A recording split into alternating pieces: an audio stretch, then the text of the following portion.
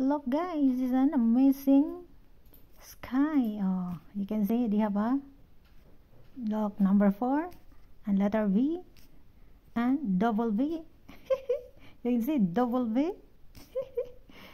So maraming ano guys na maporma dyan. O diba? Ang ganda tingnan guys.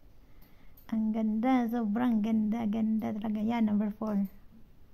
O diba? Ang ganda ng hugis ng ano. Na naporma ng hugis sa sky guys. Is a clear sky. At mayroong mga hugis na naporma dyan. O diba? Pagkaganda-ganda niya. Sobrang ganda. Diba? Yan. So, yan ang forma ng sky. Sa araw na to.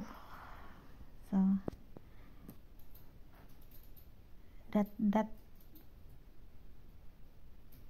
time guys is more than 11 o'clock. Going to lunch time at naglalakad kami ni Shana pauwi sa bahay galing sa school at nakita ko yun at yun nagvideo ang lola ninyo. O diba ang ganda at yun lang.